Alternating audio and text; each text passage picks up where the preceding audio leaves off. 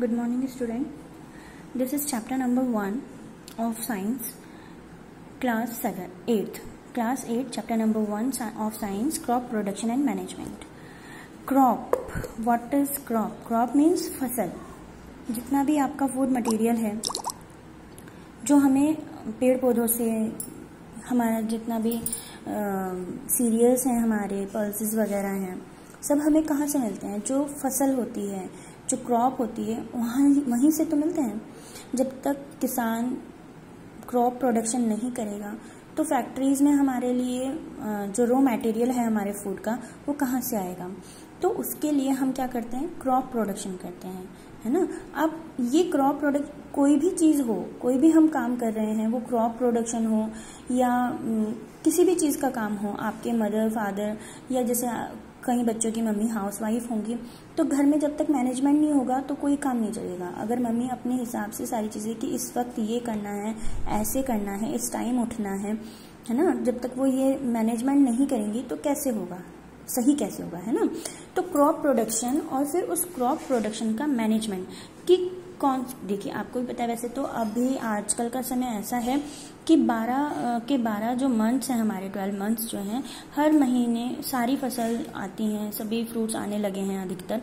लेकिन पहले क्या होता था कि मतलब एक पर्टिकुलर मौसम हुआ करता था, एक पर्टिकुलर सीजन होता था कि जिसमें एक स्पेसिफिक फसल या क्रॉप जिसे हम कहते हैं वो हमारी उगाई जाती थी, है ना, उसका प्रोडक्शन किया जाता था. तो ये मैनेजमेंट होता था कि, और दूसरी चीज़ मैनेजमेंट यहाँ पर हम ये भी कह सकते हैं कि किसी भी फसल को प्रोड्यूस करने से पहले या बाद में या उसके प्रोडक्शन के जो स्टेप्स होते हैं उगाने के लिए, उसको तो काटने के लिए, फिर उसमें से जो हमारा रॉ मटेरियल है उसको निकाल के फैक्ट्रीज तक पहुँचाने के लिए, तो वो कैसे हम किसान और फैक्ट्री मेंबर्स और हम जो नॉर्मल आम पब्लिक है वो कैसे क्या क्या मैनेज करती है और कैसे मैनेजमेंट होता है, सारा हम इस चैप्टर में यही पढ़ेंगे. सारा ओवरव्यू इसमें कि क्रॉप क्या होती है, एग्रीकल्चरल क्या होता है. एग्रीकल्चर मीन्स होता है एक वो study,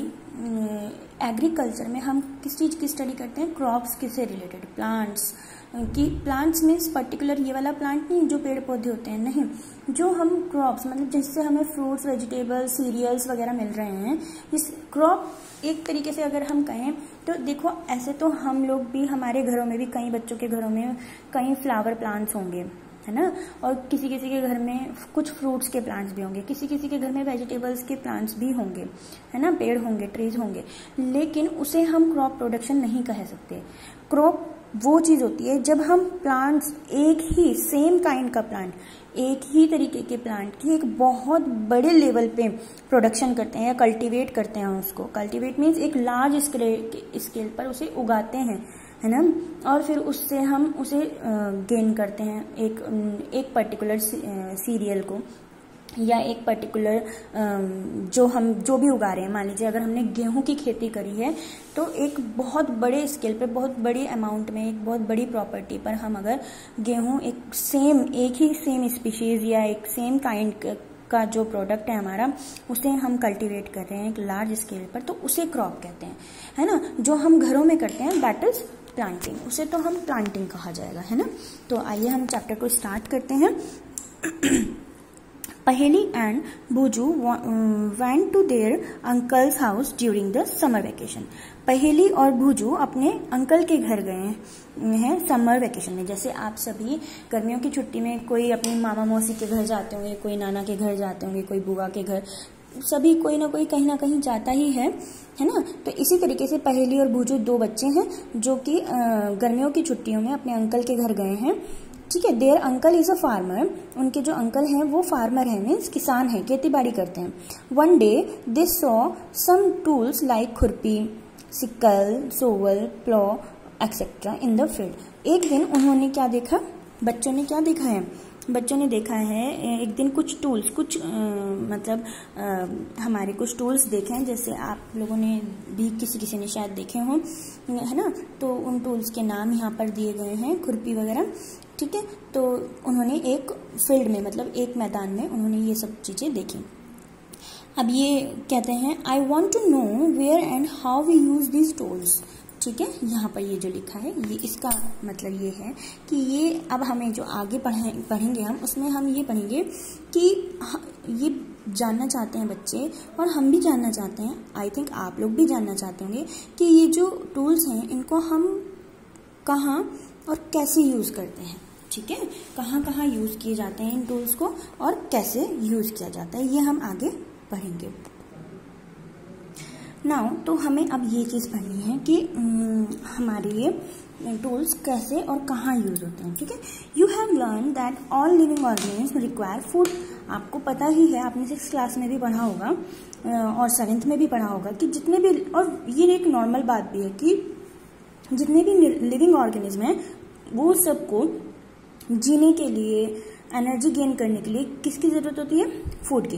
plants can make their food themselves. ये आपने 6th क्लास में पढ़ा होगा कि प्लांट जो होते हैं वो अपना फूड अपने आप बनाते हैं। ठीक है, can you recall how green plant synthesise their own food? क्या आपको पता है, याद है, आप उस चीज़ को दोबारा से रिमाइंड कर सकते हैं कि प्लांट्स अपना फूड कैसे सिंथेसाइज करते हैं? Animals including human can not make their own food. लेकिन जो एनिमल्स हैं, मतलब हम जानवर जितने होते हैं और ह्यूमन बीइंग भी इसमें आते हैं कि वो अपना फूड खुद नहीं बना सकते, लेकिन प्लांट्स बनाते हैं। तो प्लांट्स का जो फूड बनाने का जो प्रोसेस है उसको हम क्या बोलते हैं? फोटोसिंथेसिस, है ना। तो फोटोसिंथेसिस में वो फूड को कैसे बनाते हैं, किस किस की हेल्प से बनाते हैं? Water, air, sunlight and carbon dioxide की हेल्प से वो अपना फूड बनाते हैं। और वो जो उस फूड को खाने से उनको जो एनर्जी आती है, वो जो फूड उनके पूरी प्लांट स्ट्रक्चर में, ट्री स्ट्रक्चर में जो सर्कुलेट होता है, उससे जो उसको एनर्जी मिलती है और वो ग्रोथ करता है, उससे हमें जो वेजिटेबल्स और फ्रूट्स मिलते हैं वो हम लोग खाते हैं, हम उस पर डिपेंडेंट होते हैं। ठीक है, so where do animals get their food from? तो कहाँ से एनिमल्स अपना फूड लेते हैं? हम लोग तो प्लांट से ही लेते हैं, है ना। एनिमल्स हो, हम लोग हों, तो हम ह्यूमन बीइंग है, तो हम किस पर डिपेंडेंट है फूड के लिए? प्लांट्स पर। But first of all why do we have to eat food? लेकिन इन सब चीज़ों से पहले हमें ये पता होना चाहिए कि हम फूड क्यों खाते हैं, हमें खाने की जरूरत क्यों है। You already know that energy from the food is utilised by organism for carrying our their various body functions such as digestion, respiration and excretion.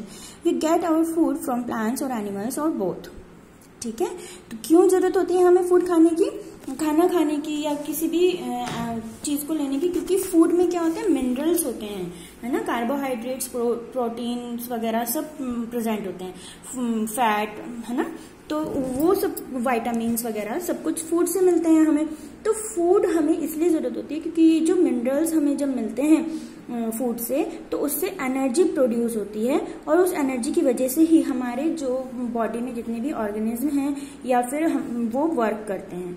ठीक है, जितने भी ऑर्गन्स हमारी बॉडी में हैं वो सब वर्क फंक्शन तभी करते हैं, जैसे कि डाइजेशन होना, रेस्पिरेशन, एक्सक्रीशन, है ना। आप कभी देखें कि आप पूरे दिन कुछ ना खाएं और फिर आपको स्टेयर्स चढ़ना पड़ जाए, है ना, जीने पर चढ़ना पड़ जाए, सीढ़ियां चढ़नी पड़ जाए, या हम आपको पूरे दिन कुछ ना दें खाने को और आपको कहें कि दौड़ लगा कर आओ शाम को, है ना। तो आपको क्या होगा? आपको ब्रीथिंग करने में भी मतलब प्रॉब्लम होगी, शरीर भी थोड़ा अजीब सा, आपको वीकनेस महसूस होगी। क्यों? क्योंकि आपको एनर्जी नहीं मिली है।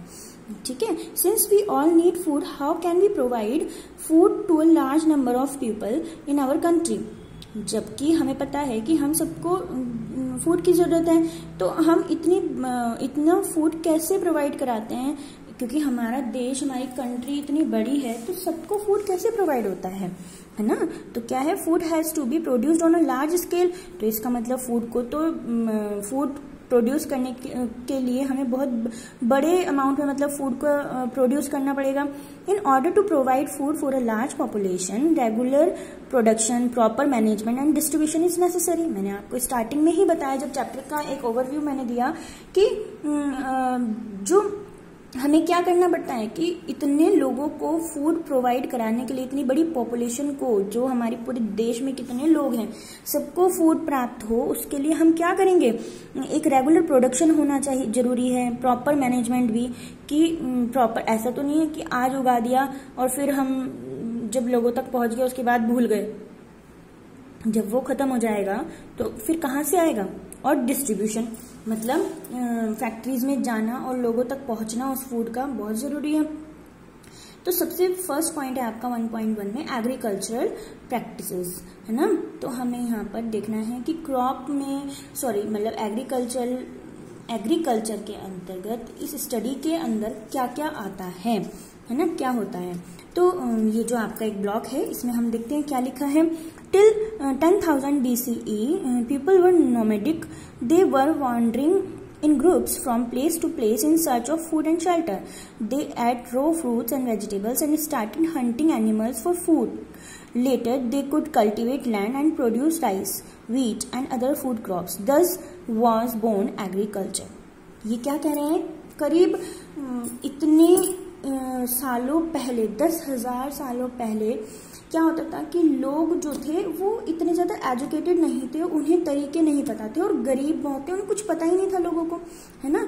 तो वो क्या करते थे कि एक जगह से ग्रुप बना के एक जगह से दूसरे जगह, मतलब एक शहर से दूसरे शहर, पहले तो शहर भी नहीं होते थे, क्या था, जंगल थे, तो वो एक जगह से दूसरी जगह तक पहुंच जाया करते थे खाना ढूंढते ढूंढते। उनका कोई अपना प्रॉपर घर नहीं हुआ करता था। जैसे आज चलते चलते वो एक जंगल में पहुंच गए तो वहीं पर उन्हें कोई अगर फ्रूट्स या कच्चे फ्रूट्स ही वेजिटेबल्स ही खा लेते थे लोग, ठीक है। तो वो अपने शेल्टर मीन्स रहने की जगह भी और खाने के लिए ढूंढते ढूंढते वो एक जगह से दूसरी जगह पहुंच जाया करते थे और वो कच्चे रो फ्रूट्स और वेजिटेबल्स ही खाते थे। और कई बार तो ऐसा होता था कि अगर उन्हें फ्रूट्स या वेजिटेबल नहीं मिला तो लोग क्या करते थे, शिकार कर लेते थे जानवरों का और उन्हीं को एज अ फूड खा लेते थे। Later they could cultivate land. कुछ समय पश्चात क्या हुआ, कुछ समय बाद उन लोगों ने क्या करा, उन लोगों को शायद कुछ समझ में आया होगा, उन्होंने देखा होगा कि ये जो फ्रूट आ रहे हैं जिन ट्रीज से, ये ट्रीज यहाँ उगे कैसे, है ना। या फिर ऐसा हुआ होगा कि उन्होंने जो फ्रूट्स या वेजिटेबल खाया होगा उन्होंने जो उसके अंदर बीज होते हैं, गुठलियां होती हैं, उन्हें धरती पर डाल दिया, उससे कोई पौधा उग गया। तो उससे उनके मन में ये आई थिंकिंग कि हमें लैंड को कल्टीवेट करना चाहिए। तो उन्होंने तब क्या करा, गेहूं और चावल और कुछ और अदर क्रॉप्स मतलब फसलें उगाई। वहां से एग्रीकल्चर का जन्म हुआ। एग्रीकल्चर मीन्स वही जो मैंने आपको बताया, एग्रीकल्चर के अंतर्गत आता है सारी चीजें की क्रॉप का प्रोडक्शन करना, है ना, मतलब फसल उगाना, ठीक है। और इसी के अंतर्गत हम पढ़ाई करते हैं सारी एग्रीकल्चरल स्टडीज, ठीक है। नेक्स्ट आगे है इसमें, when plants of same kind are cultivated at one place on a large scale it is called a crop. मैंने अभी आपको बताया था कि क्रॉप का मतलब ये है कि जब हम बहुत बड़े लेवल पर, एक बहुत बड़ी जगह पर हम क्या करें, एक ही जैसी फसल को उगाएं। जैसे हम घरों में क्या करते हैं, एक गेंदे के फूल का गमला है, कोई गुलाब का फूल है कहीं पर, है ना, कि गमला रख रखा है हम लोगों ने, और कहीं छोटा सा एक प्लांट लगा दिया किसी और चीज का, है ना। या छोटी छोटी मतलब आजकल तो जो आ रहे हैं मतलब फ्रूट्स के भी कुछ ऐसे प्लांट्स आ रहे हैं जो प्लांट्स ही रहते हैं, ट्रीज नहीं बनते, बड़े बड़े नहीं होते, उनपे छोटा छोटा फल आ जाते हैं कभी कभी। तो वो तो क्या हुआ, वो प्लांटिंग हुई, क्योंकि हमने क्या कर रखा है, छोटे छोटे पोट्स में डिफरेंट काइंड्स ऑफ प्लांटिंग कर रखी है। लेकिन यहाँ पर क्या होता है, क्रॉप का मतलब ही ये है कि जब हम सिर्फ एक ही चीज की फसल को एक बड़े लेवल पे उगाएं, ठीक है। For example crop of wheat, example तौर पे जैसे गेहूं, means that all the plants grown in a field are that of wheat.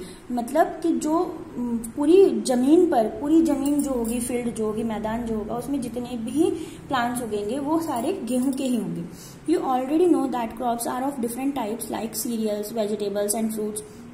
आपको पता ही है कि क्रॉप्स बहुत तरीके की होती हैं, है ना, फ्रूट्स की भी होती है, वेजिटेबल्स की भी होती है, अनाज की, गेहूं, चावल, मक्का वगैरह जो आप खाते हैं। These can be classified on the basis of seasons in which they grow. लेकिन ये क्लासिफाइड कर रखी हैं सीजन्स में। मैंने आपको बताया था अभी थोड़ी देर पहले भी जब चैप्टर स्टार्ट किया था कि मौसम, पहले क्या होता था कि मौसम के अकॉर्डिंग, अभी भी करते हैं फार्मर्स, लेकिन कुछ चीजें हैं जो अब 12 महीने हो जाती हैं। India is a vast country, the climate conditions are like temperature, humidity and rainfall vary from one region to another. मतलब क्या होता है कि भाई हम इंडिया में क्या होता है कि वैरी करता है, सीजन वैरी करता है, कभी गर्मी है, कभी सर्दी है, कभी रेनफॉल भी है, बारिश का मौसम भी आता है, तो एक रीजन से दूसरे रीजन में ही डिपेंड करता है। अकॉर्डिंगली देयर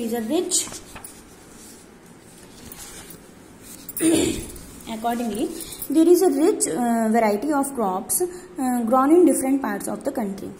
इसी तरीके से ऐसा है कि हमने कई बार हम सुनते हैं ना कि भाई इस शहर की ये चीज़ बहुत अच्छी है ना, हम कहते हैं ना कहीं के अमरूद बहुत अच्छे हैं, कहीं का सेब बहुत अच्छा है, कहीं के गेहूं बहुत अच्छे हैं, है ना, क्योंकि लैंड पे भी डिपेंड करता है। जो हमारी ज़मीन होती है, डिफरेंट एरिया की ज़मीन डिफरेंट फसल को, क्रॉप को प्रोड्यूस करने के लिए बेनिफिशियल होती है। कहीं पर अगर गेहूं बहुत अच्छा होता है तो ये जरूरी नहीं है कि वहाँ पे चावल की फसल भी बहुत अच्छी हो, है ना। तो वैरायटी जो होती है क्रॉप की वो डिफरेंट पार्ट्स में कंट्री के, उसके ग्रोन होने का जो है प्रोडक्शन का जो तरीका है वो, या तरीका या फिर उसके प्रोडक्शन का जो वे है वो अलग अलग है। Despite this diversity two broad cropping patterns can be identified. तो इन सब चीज़ों के होने के बावजूद भी दो तरीके पैटर्न हैं क्रॉप के जो हमारे सामने आए हैं। ये कौन कौन से हैं? खरीफ फसल, खरीफ क्रॉप्स एंड रबी क्रॉप्स, ठीक है। तो जो क्रॉप्स हैं, सभी क्रॉप्स हैं, उनको दो क्रॉप पैटर्न में इन्होंने क्या किया है, डिवाइड किया है। First is kharif crops and second is rabi crops. तो खरीफ क्रॉप्स क्या होती हैं? तो crops which are sown in the rainy season are called kharif crops. Kharif crops वो होती हैं जो रेनी सीजन में, जब बरसात का मौसम होता है तब इनको उगाया जाता है, ठीक है, मतलब तब उगाया जाता है, ठीक है। फिर उगने में टाइम लगता है, तो काटने का जो इसका सीजन होता है, जो क्रॉप जब उग जाती है प्रॉपर और इससे हमें चीजें मिलनी शुरू हो जाती हैं, तो तब वो सीजन अलग होता है। जैसे मान लीजिए इन्होंने कहा कि the crop which are sown in the rainy season are called kharif crops. The rainy season in India is generally from June to September, ठीक है। रेनी सीजन जून टू सितंबर रहता है। तो paddy, maize, soybean, groundnut and cotton are kharif crops. कुछ इन्होंने examples बताए हैं कि खरीफ क्रॉप्स में कौन कौन सी क्रॉप्स आती हैं। ये बहुत इंपॉर्टेंट है, खरीफ क्रॉप्स एंड रबी क्रॉप्स, है ना। तो ये आपको जरूरी है कि लर्न होना चाहिए, इसकी नॉलेज भी होनी बहुत जरूरी है। तो अच्छे से समझिएगा इस चीज को।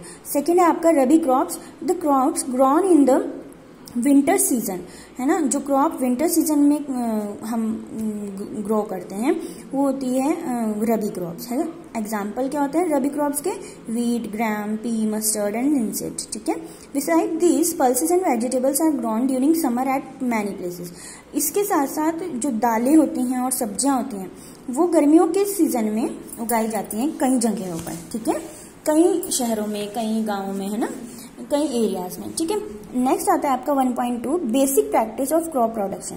बेसिक प्रैक्टिसेस क्या होती हैं क्रॉप प्रोडक्शन की, मतलब कैसे कैसे हम उगाते हैं, क्या होता है, कितनी एक्टिविटीज इसमें होती हैं, या कितने हमारे मतलब स्टेप्स होते हैं जिसके द्वारा, मतलब पहले क्या होता है, फिर क्या करना पड़ता है, पहले प्रिपरेशन करनी पड़ती होगी, सॉइल को खोदना होता होगा, फिर उसमें मतलब बहुत सारी चीजें होती हैं, है ना। तो हम इसमें ये पढ़ेंगे प्रैक्टिसेस में, ठीक है, बेसिक प्रैक्टिसेस में क्रॉप प्रोडक्शन की। Why paddy can not be grown in the winter season.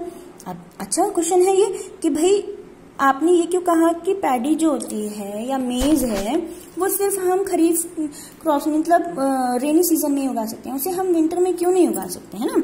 तो paddy requires a lot of water, क्योंकि जो पैडी की फसल होती है, क्रॉप होती है, उसे बहुत सारे पानी की जरूरत होती है उगने के लिए, इसलिए ये रेनी सीजन में इसको उगाया जाता है। Therefore it is grown only in the rainy season.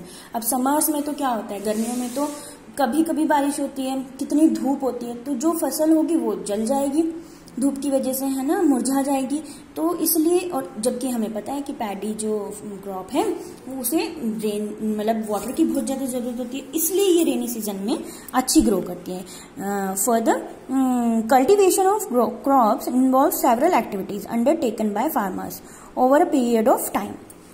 Cultivation के लिए मतलब किसी भी चीज को उगाने के लिए, है ना, फसल को उगाने के लिए किसी भी बहुत सारी एक्टिविटीज करनी पड़ती है जो फार्मर्स करते हैं, किसान करते हैं, और उसके लिए एक टाइम पीरियड भी होता है। मतलब ऐसा होता है कि भाई अगर अभी आज आपने मिट्टी को खोदा है, प्रिपेयर करा है कल्टीवेट करने के लिए, तो उसका कुछ समय बाद, अब वो कितना समय होता है वो सब कुछ क्या फार्मर्स को पता होता है। तो उन सब चीज़ों के लिए रूल्स हैं, ठीक है। You may find that these activities are similar to those carried out by a gardener और even by you when you grow ornamental plants in your house. और ये एक्टिविटीज ना सेम होती हैं, ठीक है। चाहे तो वो आपके घर में अगर बड़ा गार्डन है तो उसमें गार्डनिंग करने अगर कोई गार्डनर आए तो वो भी ऐसा ही करेगा, और अगर आपको शौक है गार्डनिंग का और आप अपने घर में प्लांटिंग कर रखी है तो आपको भी वैसा ही करना पड़ेगा। दीज एक्टिविटीज और टास्क आर, ऐसा नहीं है कि अगर गेहूं समर्स में या विंटर्स में उसकी क्रॉप करी जा रही है और आप अपने घर में, आपके घर में एक बड़ा सा पीछे छोटा सा, कोई इतना बड़ा और इतना छोटा भी नहीं एरिया है खाली जिसमें आप चाहते हैं कि हम उगाएं खुद, तो ऐसा नहीं है कि आपको अलग से आपके यहाँ रेनी सीजन में ही हो जाएगी वो, नहीं, आपको भी उसी सीजन में उगाना पड़ेगा और वैसे ही वही सारे स्टेप्स करने पड़ेंगे। तो आइए देखते हैं वो स्टेप्स क्या हैं, है ना। Two as agricultural practices which are listed below. तो कुछ एक्टिविटीज हमारी क्या है, ये जो है हमारी दी गई है। First is preparation of soil, second is sowing, third is adding manure and fertilisers, fourth irrigation, fifth protecting from weeds, sixth harvesting and seventh storage. अब हम इनको डीपली पढ़ेंगे कि ये चीजें होती क्या है, ठीक है। तो फर्स्ट है आपका preparation of soil. The preparation of soil is the first step before growing a crop. One of the most important tasks in agriculture is to turn the soil and loosen it. This allows the roots to penetrate deep into the soil. The loose soil allows the root to breathe easily even when they go deep into the soil. Why does the loosening of soil allow the roots to breathe easily? अब देखिए इसमें इन्होंने क्या कहा, देखिए अगर कोई भी चीज है, आप मान लीजिए आप समझिए कि आप कहीं सड़क पर चल रहे हैं, आपने देखा कि जहां पर मिट्टी पड़ी है कहीं पर कच्चा एरिया है और आप क्या करें वहां पर कोई बीज डाल दें, तो ऐसे तो नहीं उगती ना कोई भी चीज, है ना। हो सकता है हवा में या किसी झाड़ू लगाने के लिए कोई बंदा आए और उसको साफ कर दे और वहां पर वो उगेगी थोड़ी ना। और वैसे भी किसी भी चीज को करने के लिए हमें थोड़ी मेहनत तो करनी पड़ती है ना। तो सबसे पहला स्टेप किसी भी क्रॉप को ग्रो कराने के लिए जो होता है वो होता है प्रिपरेशन ऑफ सॉइल। मतलब पहले सॉइल को प्रिपेयर किया जाता है जहां पर आपको उगाना है।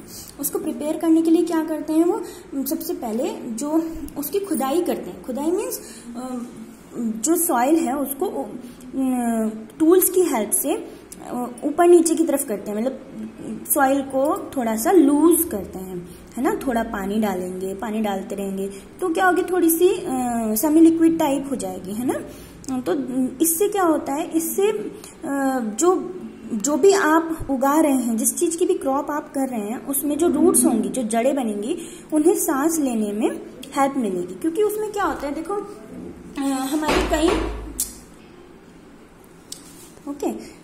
तो हमें क्या करना पड़ता है कि ये जो रूट्स हैं, ये जो सॉइल है हमारी, उसको इसलिए भी प्रिपेयर करना पड़ता है क्योंकि सॉइल्स में ना, जैसे आपने केमिस्ट्री में भी कभी पढ़ा हो कि केमिस्ट्री के कुछ चैप्टर्स आते हैं तो हम पढ़ते हैं गैस, लिक्विड और सॉलिड, है ना।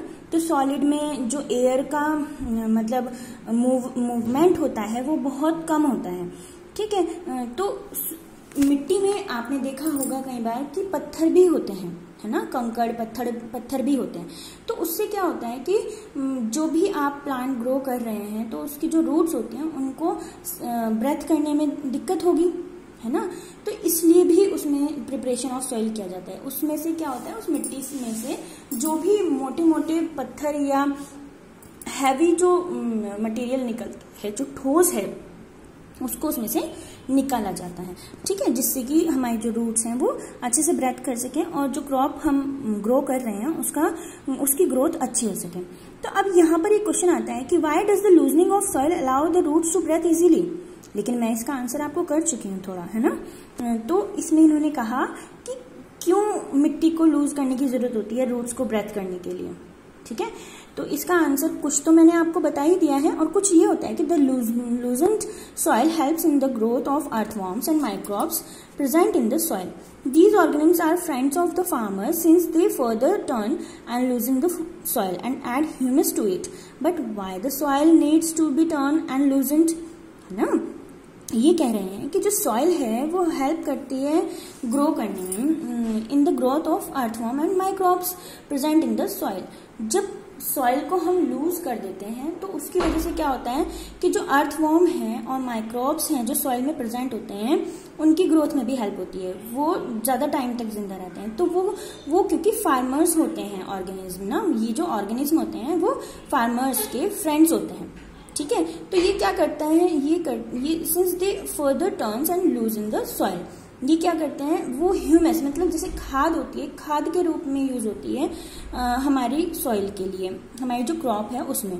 तो उससे क्या होता है, जो प्रोडक्शन है, ग्रोथ है किसी भी क्रॉप की, वो बहुत अच्छी होती है. लेकिन अब इन्होंने एक और क्वेश्चन हमारे सामने रखा है कि but why the soil needs to be turn and loosened. तो सॉइल को क्या जरूरत है लूज होने की, या है ना. तो you have learn in the previous classes, आपने पहली क्लासेस जो आपने 6th 7th की है उसमें आपने पढ़ा होगा कि सॉइल में मिनरल्स होता है, वाटर होता है, एयर भी होती है और सम लिविंग ऑर्गेनिज्म भी होते हैं. In addition dead plants and animals get decomposed by soil organism. In this way, various nutrients in the dead organisms are released back into the soil. These nutrients are again absorbed by the plants. तो हमें पता है, देखो कोई भी plant grow कर रहा है तो अभी मैंने आपको स्टार्टिंग में चैप्टर की बताया भी था कि जो प्लांट्स हैं वो अपना फूड खुद बनाते हैं. तो वो अपना फूड कैसे बना लेते हैं खुद, क्योंकि उन्हें वो कैसे बनाते हैं अपना फूड खुद, क्योंकि उन्हें क्या मिलता है, उनकी जो रूट्स होती हैं प्लांट्स की या ट्रीज की, वो क्या करती हैं, सॉइल से वाटर को और मिनरल्स को एब्जॉर्ब करती हैं और लीव्स तक पहुंचाती हैं. फिर लीव्स में जो क्लोरोफिल प्रेजेंट है और उसके अंदर जो स्टोमेटा प्रेजेंट है वो क्या करते हैं, वाटर और उनके सराउंडिंग्स जो एयर है उसको गेन करके और फिर सनलाइट को लेकर, और फिर वो क्या करते हैं, कार्बन डाइऑक्साइड और सनलाइट को लेकर फूड बनाती हैं. कौन, लीव्स. तो उसमें ये चीज है कि जब हमारी सॉइल ही इतनी प्रिपेयर नहीं होगी कि हमें मिनरल्स दे सके, है ना, तो वो कैसे होगा, तो हमारा क्रॉप जो है वो कैसे अच्छा प्रोड्यूस होगा, है ना. Since only a few centimeters of the top layer of soil supports plant growth, है ना, turning and loosening of soil brings the nutrient rich soil to the top so that plants can use these nutrients. देखो हमारी जो soil होती है, जो सबसे upper layer है जो हमें दिख रही है ना, तो उस पे तो जो हमारे एनवायरमेंट में पॉल्यूशन है वो भी उसमें जा रहा है. तो जो उसके नीचे, जितना नीचे की साइड हम उसको गहरा खोदेंगे तो उसमें क्या होगा कि उसमें नीचे से हमें अच्छा मिनरल और वो मिलेगा, तो वो न्यूट्रिएंट्स मिलेंगे. तो वो क्या होता है, न्यूट्रिएंट रिच सॉइल जो होती है वो नीचे की साइड होती है. तो इसलिए भी इसको थोड़ा सा वो किया जाता है, जिससे क्या हो कि जब हम प्लांट को लगाएं तो उसको अच्छा न्यूट्रिएंट मिले. ठीक है. दस turning and loosening of soil is very important for cultivation of crops. इसलिए जो प्रिपरेशन है सॉइल की, उसको टर्न करना और लूज करना, ये बहुत ज्यादा इंपॉर्टेंट है कल्टिवेशन के लिए. The process of loosening and turning of the soil is called tilling and ploughing, है ना. जो प्रोसेस है ये, जिसमें हम सॉइल को लूज करते हैं और टर्न करते हैं, इसे हम क्या कहते हैं, टिलिंग और प्लोइंग. ठीक है, प्लोइंग और tilling, this is very much important. ये शॉर्ट क्वेश्चंस में 1 वर्ड्स में आपके आ सकता है, बहुत इंपॉर्टेंट है टिलिंग एंड प्लोइंग. ठीक है, आप इसको अच्छे से लर्न करें और समझने की कोशिश करें. ठीक है, this is done by using a plough. ठीक है, प्लो की हेल्प से, एक टूल होता है प्लो, उसकी हेल्प से, देखिए ये होता है. ठीक है, ये क्या कर रहे हैं, ये जो एनिमल है, ये क्या कर रहे हैं, इसको ये वाली जो लकड़ी है इसको आगे की तरफ खींच रहे हैं. इसमें पीछे ये आयरन का लगा हुआ होता है. ठीक है, तो इससे क्या होता है, जो मिट्टी है वो नीचे से खुदती रहती है, ज्यादा गहरी नहीं लेकिन थोड़ा थोड़ा.